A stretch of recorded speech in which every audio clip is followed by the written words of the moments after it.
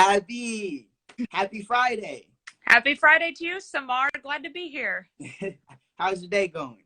It's going pretty well. What time is it there again? So it's 4 p.m. I'm in Central Time Zone. Central Time Zone. Me and Abby are in different states. I'm in California. Where are you? Illinois. Illinois. So shout out to all of our Trackletes in Illinois. That's crazy. It's to think that we can really just connect across the world, across the states, just on Instagram, right? Mm-hmm. I would have never been able to guess that we can take this brand, globally and connect with so many different runners across the world. Before you got on today, I was actually just telling everybody a little bit about you, how you've been able to help numerous runners with their nutrition and not just giving them plans like, hey, eat this, but it's more important for them to understand what they need to be eating, when they need to be eating, and how it helps them, Yes, definitely. So today, for everybody tuning in, we still got people joining in now. We are focusing on nutrition. Today's Trackletics Live is focused on fueling for Trackletes. Mm-hmm. Together, we have teamed up. We created a pretty dope infographic for you guys to download. You can tap the link in my bio, Trackletics, to download that. We'll make sure you guys get that infographic. But while you're here, we want to ask all of your nutrition questions. So feel free to drop those in the comments as we kick this thing off. So, Abby, first question. What is macros? Like, what are these macro things that, all these professional athletes and bodybuilders and everybody's focused on? What is macros? All right, so macros is short for macronutrient. So macronutrients are nutrients that provide calories. They provide energy to the body when you eat them. So the macronutrients are carbohydrates, protein, and fat. And each of those nutrients will provide energy if you eat them. Nice. Carbohydrates, proteins, and fats. And they provide energy if you eat them. Yes. So this means that we need to be eating quality sources so that we have quality energy for our training, for our track needs, and so forth, right? Yep. What do you think? Let's see, how should I put this? What do you think track athletes focus on most? Like, what is our usually go-to? What do we know about? I think a lot of athletes, and especially track athletes in the realm, it depends on your event. So if you're a sprinter or a thrower or a jumper, you probably think a lot about protein because those athletes are trying to build muscle, versus a long distance runner. A distance runner is probably thinking about carbs because most of them, you hear a carbo load for running, carbo load for my races. So depending on what event you do, you might think more about different macros. This is true. Okay. I definitely have some distance friends. I've run cross country myself. And they're obsessed with carbs, the pre-workout carbs. Some of them take honey before so they can get a quick sugar carb shot. So I know that you said it's different for every event. Let's start with distance running specifically. Is there a different need between the carbs and the protein? So I look at it as a broad category of strength versus endurance athletes. So every athlete needs all of the macros. So it is important to get carbs, protein, and fat no matter what kind of athlete you are. If you're a sprinter or a thrower or a jumper, they might need more protein because they may be focusing more on building muscle. However, you still need those carbs because carbs are our number one energy source for high intensity exercise. So when you're running 200 meters, you're not using fat as energy. Right. You're using carbs 100% because you should be going all out 100% using all that intensity. Versus if you're a distance runner, you may not need as much protein because maybe you're not focused on building straight up muscle, but you do need protein to repair the muscle damage that's done from running long miles. But the carbs are going to provide you more energy because you're running more miles. Nice. Okay. Wow. You cleared that up for me. So carbs, energy, protein, good to help rebuild muscle. What are fats for? What are we eating fats for? So fat is another source of energy like carbs, but fat is used more when you're exercising for a long period of time at a very low intensity. So we Mm, need fat for energy, and fat also does other stuff for us. Like certain vitamins are not absorbed unless we have fat with them. mhm. And another reason why fat is important is because it helps reduce inflammation in your body as well as it helps cushion your organs. So we need fat as trackletes. So the goal should not be to have as low of body fat as possible. You need that fat in order to be able to be as strong of a tracklete as you can be. Nah, makes sense. Makes sense. So it's kind of interesting that we've gotten to a point of like body shaming within the sport performance world. Because it's, everybody's body type is different. Everybody's nutrient needs are different, which leads to a different body type potentially. But everybody's, concerned with being so thin and so light, and convinced that like that's what fuels your performance, not your training and not your Mm-hmm. nutrition, but literally being light or literally being skinny. And, athletes don't want to get overweight or don't want to gain weight. So I feel like this nutrition conversation is very valuable to a lot of people. Um, Yes, definitely. you talked about protein. You went over carbs, mentioned a little bit of fats. What's the last one that I'm forgetting?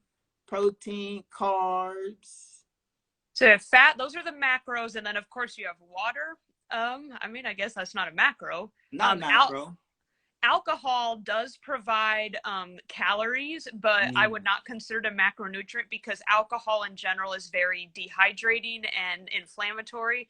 So if you're a serious athlete, getting a lot of alcohol is something that's probably not going to be very helpful for your performance. yeah, that's a great point. And I feel like a huge um, category or group of athletes, I should say, within the track world are college, right? Yeah. And within college, you have the parties and you're of age now, or you're getting to being of age, and you have the ability to, go out and drink and have a good time. But as a college athlete, do you feel that alcohol can actually like hinder your performance? Should we be staying away from it?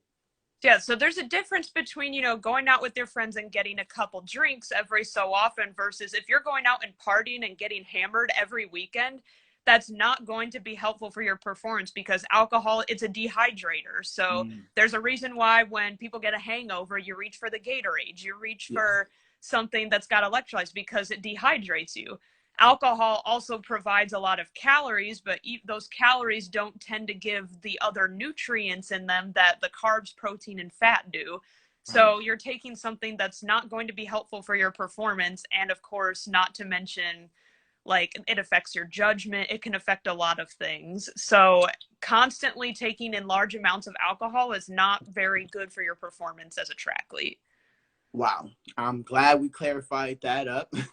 I mean, I know it's cool to have fun, go out, party, and experience new things. But if you're very serious about your sport career, your track and field career, then probably should stay away from that. Something Yeah. that's hindering your career. I don't see how you can drink and it actually help you get any better. So definitely should be staying away from that. Um, but we've created this very cool infographic, right? Let's talk a little bit about that. Let me Yeah. pull that up. Did you guys get a chance to download the infographic? If you didn't, you can take a second, click off the live, tap the link in my bio, download the infographic, but come back. You don't want to miss this information. But please make sure you get that infographic. Let me pull that up 1 second. Wow, you're very clear with the carbs and protein, especially being an immediate source of fuel. And now I'm thinking back to like how everybody wants to cut out carbs. That's like the first Yes. source of, thing that they want to cut out. I've heard people cutting out bread and cutting out just all oats and everything. But it seems like, piece of toast and jelly, it'd be easy, quick carb, easy to Yes. digest, get down before you run, right? Definitely. So carbohydrates, they get a bad rap nowadays, but they are so important for your performance as an athlete, especially if you are a sprinter or a thrower or a jumper, somebody who's using high intensity activity where carbs are your fast source of energy. And then, of course, you have your distance runners who are using all of that energy to run. So carbohydrates are very important. And I listen to Oprah. Oprah said you like bread. So, I mean, I'm going to listen to Oprah. Oprah likes bread. I'm going to eat that bread. And so bread, pasta, rice, cereal, potatoes, all of those things are going to be very helpful to help you get the energy that you need. Nice, nice. So I hope you guys are taking notes. You said bread, pasta. Those things are okay.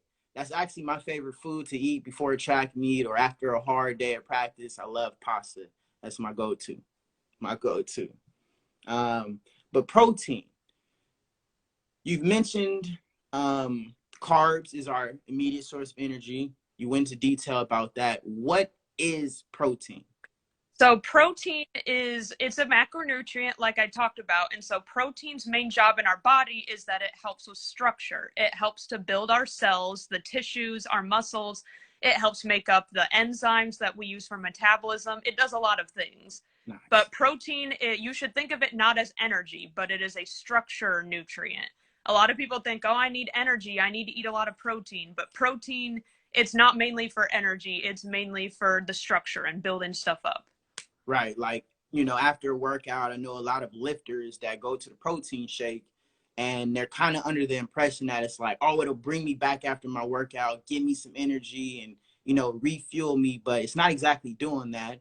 It's, you know, kind of helping you rebuild your foundation or your muscle tissue, but it's not exactly energy, right? Yeah, so protein itself does provide energy, but as a Okay. macronutrient, its main job is to help rebuild. So if Nice. you make a protein shake, make sure you have some carbs in there as well. So like blend it up with some fruit, add some milk, or eat it with some fruit or a granola bar, something like that. Ooh, cheat code. Okay. Cheat code. Hope y'all taking those. Did y'all hear that? She said if you're having a protein shake, right, trying to get your protein in, make sure you're building lean muscle, add some carbs with it. Maybe have a granola bar with it or throw some carbs into the protein shake. I've actually had a granola bar blended in a protein shake before, or like some peanut butter, stuff like that. You can add extra stuff into your protein shake to get your carbs back so that your energy is, you know, back up and you're not feeling like it's dull and dim outside, Yes. right? Protein powder and water is not enough after your workout. You need those carbs. Nice. Okay. Actually, after my workouts, I do protein powder. I do a plant-based protein, pea protein. I do a mixed like bag of fruits, so peaches, Yeah. pineapples, strawberries. Sometimes I might pour like a low calorie juice or something like that, just to give me a little bit, you know, more calories within that. But Yeah. that's typically my post workout recovery shake too. So Yeah. I'm Sounds like glad a I'm great right. I'm recipe. on the right track. Yeah, so you're on the right track, literally and figuratively. Yeah, I like that. All pun intended. Right. So now that we're talking about protein, what sources of protein should we be consuming? Like what foods have protein? Let's start there. So protein can come from either animal sources or plant sources. So animal proteins contain what are called all the essential amino acids. So these are amino acids our body can't make on our own. So you have to eat them through food. So think of like meat, fish, poultry, eggs, milk. Those are going to be our animal proteins. So then our plant proteins, they don't have all the essential amino acids, but if you combine them, you can get those essential amino acids. So think like chickpeas, beans, tofu, edamame, nuts, peanut butter. All of those things are like plant proteins. Nice, nice. I've even seen like rice protein now.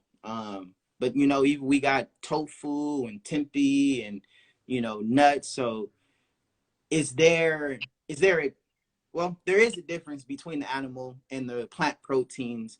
Um, Aside from them missing some of the extra amino acids, are we really like lacking? Do we all need to be eating animal protein, or is plant protein, you know, good enough for us?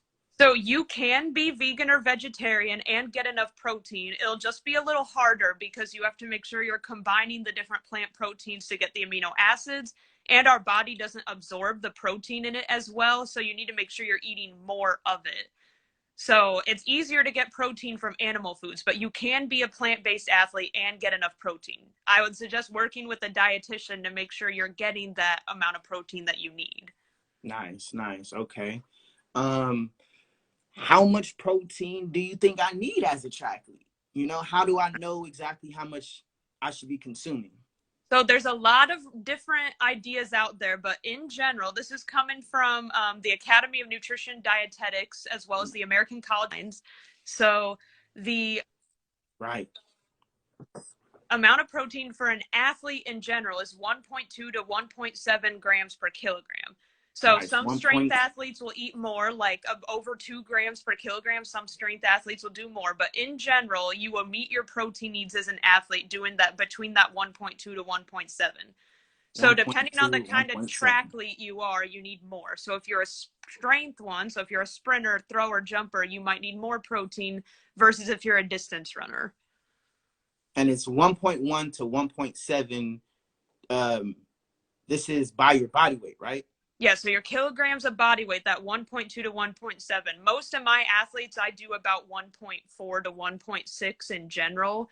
And then we can go up from there. If they're trying to build more like muscle, we will do more protein. If you're trying to build muscle, if you're doing a lot of heavy workouts and you need more recovery, then we might add more protein for recovery.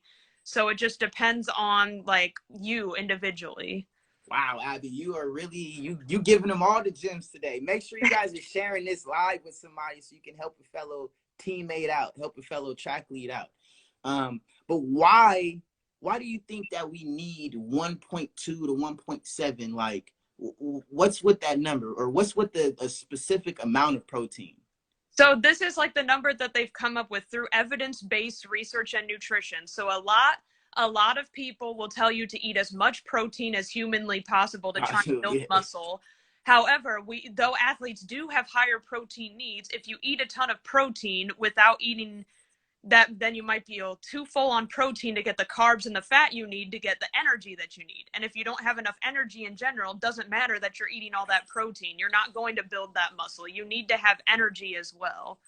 Right. Wow. Okay. Wow. So that really shows how important it is to have your protein, your carbs, your fat. You need a balanced diet, as they say. Yes, right. Definitely. We can't be super high on protein. I actually know somebody that takes 2 grams of protein per pound of body weight, that's like a lot of that protein. Is very, very high. So yeah, I probably would not recommend that much protein for somebody. You probably don't need as much protein as you think you do. You need protein. You need more protein as a tracklete, but you don't need to eat obscene amounts of protein at the expense of getting your carbs and your fat in. Right.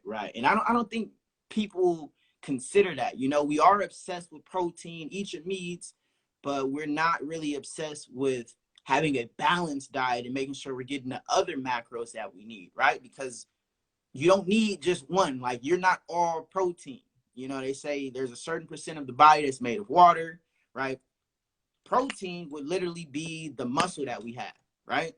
So every tissue in your body, so it's your muscles, your organs, your everything is protein. The most important thing with protein is just get enough so that you can build your muscle and recover, but don't eat so much that you're neglecting your carbs and your fat as well.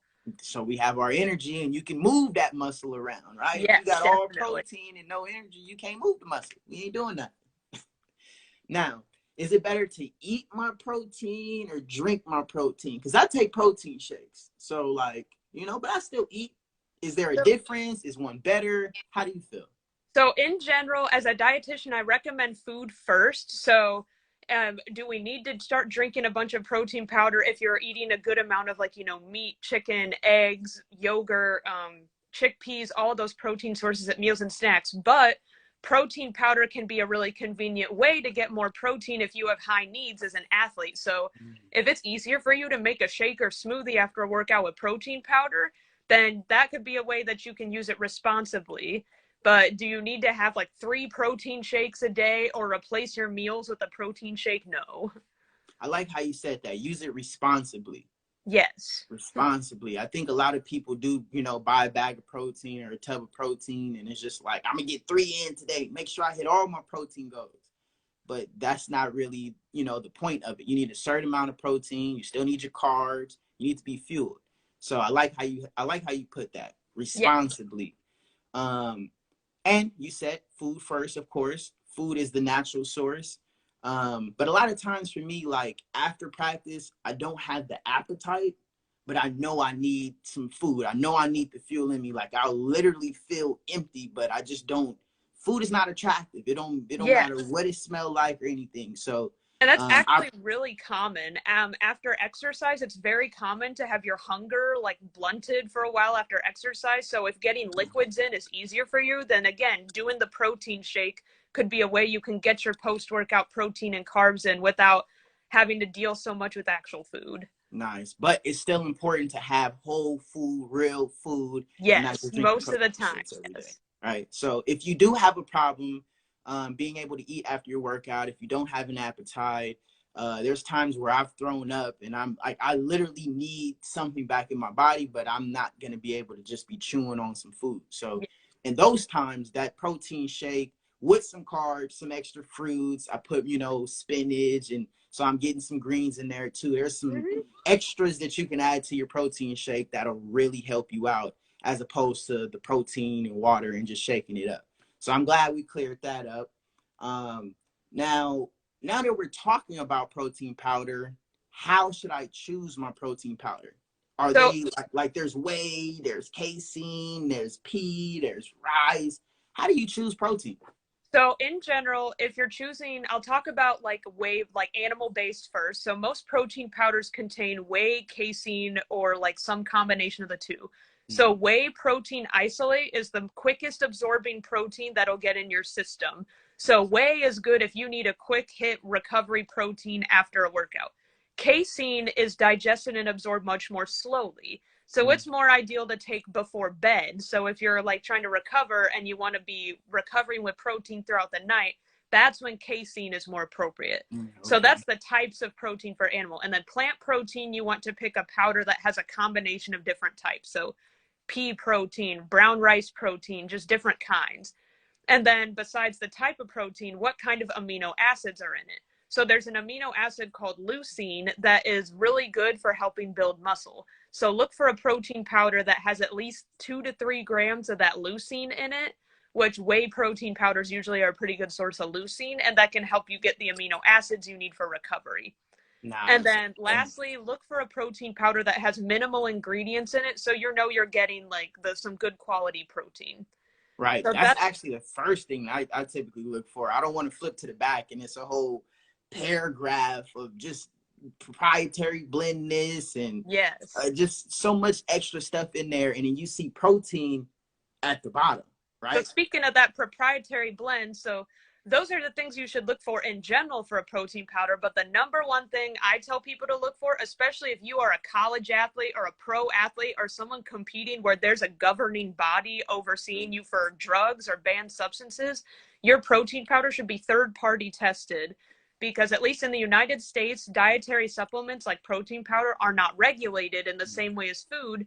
So a protein powder that's been third party tested means they've tested it for purity. So you know exactly what ingredients you're getting. So they're not sneaking any of those banned substances or anything harmful in there for you. So if you're like competing in college, NCAA, NAIA, JUCO, or if you're pro, make sure it's third party tested so that you don't get any surprises when if you get drug tested. Yeah, and we actually had that problem this past Olympics. A couple people were drug tested, and turns out that they had, you know, some banned substances, you know, in their test. One of those specifically, she said it was something that she ate, but she wasn't aware of what exactly it was, you know. So could have been a protein, could have been a burger, could have been whatever it was. But what came back was you tested positive and now you can no longer run. So yes, that is great that you mentioned that. Be aware of the protein that you are consuming. Make Yeah. sure that it is third party tested. Do you know what the third party company is? So at least in the United States, the top two are NSF for sport, which is like a blue and orange rectangle that's usually displayed on the product. And then informed choice or informed sport is another one that's commonly seen in the US. So most colleges, I think you'll see a lot of NSF for sport. So not just protein, any supplement you take should be third-party tested if you are an athlete, because you don't want to get any surprises. Yes, let's clarify that. Any supplement you take should be third-party tested. Any supplement you take should be third-party tested. You do not want to get banned just because you brought a protein shake and you didn't know what was in it. Yes. You don't want to get like these. I want to say it was at least 3 people that I'm aware of made it to the Olympics. Like, you've already trained, you've already put your body through this intense period, you've qualified, you get there, and then they tell you, whoa, you tested positive for something a couple months ago, you have to go home, or you can't really compete with us, So please make sure it is, tested, so that you're not coming back positive on any of your drug tests. One thing I do want to ask you, you mentioned leucine. Mm-hmm. Are there any other amino acids that we should be looking out for?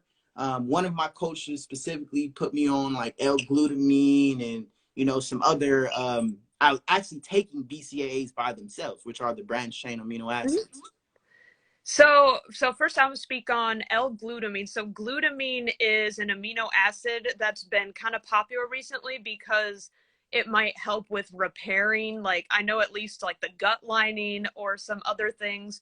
I personally am not as well versed in the research on that one, so I can't speak on it for sure right now. But for the BCAAs, which is leucine, isoleucine, and valine, so leucine is a BCAA. Mm-hmm. In general, I think if you are eating enough quality food sources of protein, you don't really need to be taking a BCAA supplement on top of that, because you're probably getting a lot of BCAAs through your food if you're eating a lot of high quality protein sources.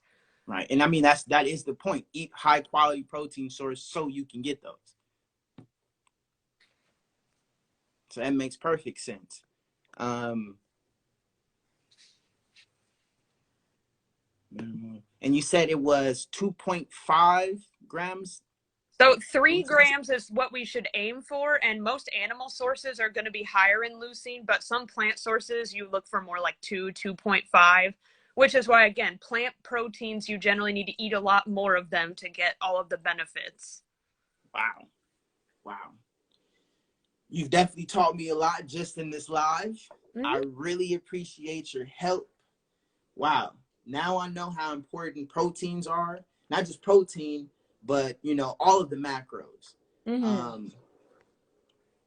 Having at least 1.1 to 1.7 grams per pound of body weight. Per kilogram. Kilograms. So do you know what the conversion to pounds would be? So you would divide pounds by 2.2. There we go. So for anybody specifically that wants to use this equation or use this knowledge for themselves, welcoming everybody in. We got a lot of hearts going up. Thank you for the hearts. Thank you guys for tuning in. Thank you. We do have an infographic. So if you guys have not downloaded the infographic, please tap the link in my bio. You can wait till after the live, but tap the link in my bio, download the infographic.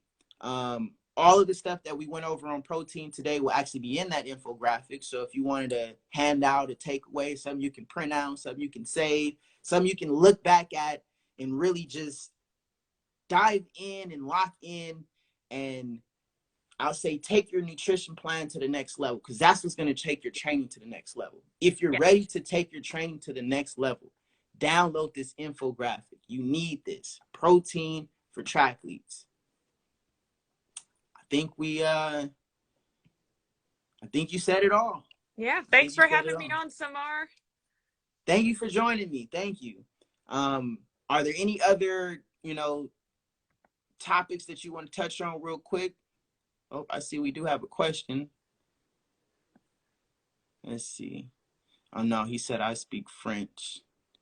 Oh, sorry, I can't speak French. Yeah, I can't speak French. Actually, I did have one question that I wanted to ask you. Let me pull my questions up. I made a couple posts asking people what their biggest nutrition struggles were. We did have some really good questions, but one that I feel like everybody needs to hear.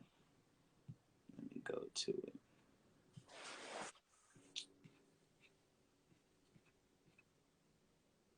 Boom. All right. For the everyday tracklete, what do you think the minimum calories should be? Now, I know this is hard because, you know, everybody's body type is different. But obviously, protein is a macro. Macros have calories, right? Yeah. And that's the whole reason that we're eating all of this. Do we have any idea of how many calories athletes should be eating? So in general, if you are training harder, like intense training for at least like 6 to 10 hours a week, if you're a woman or female, the baseline is probably about 2,500 calories. And then if you are a male, at least 3,000 to start with. So this is baseline. Again, every single person has different calorie needs, and I can't tell you how much you need to eat without doing a thorough nutrition assessment. Right. And then if you're training more than like 10 hours a week, then you probably need even more than that. So it's not uncommon for female triathletes to be eating 3,000, 3,500 plus calories. Male triathletes eating 3,500, 4,000, 4,500 plus. So those calories are important. You, as an athlete, the most important thing you can do for yourself is to properly fuel and meet your energy needs. I don't think it's any better way to end it off on that. The most important thing to do as a track and field athlete is to fuel to meet your needs. Yes, definitely. The most important thing, because how can we run? How can I get any better if I'm not fueled? I'd literally be passing out on the track. And that's happened to me before. I literally went to practice, didn't have breakfast. We did 8 200s. And that's a recipe for disaster. Yeah. I woke up. I remember doing the 8th 200. And then I woke up in the trainer's room. I had the finger scanner on me. I'm looking at my heart rate.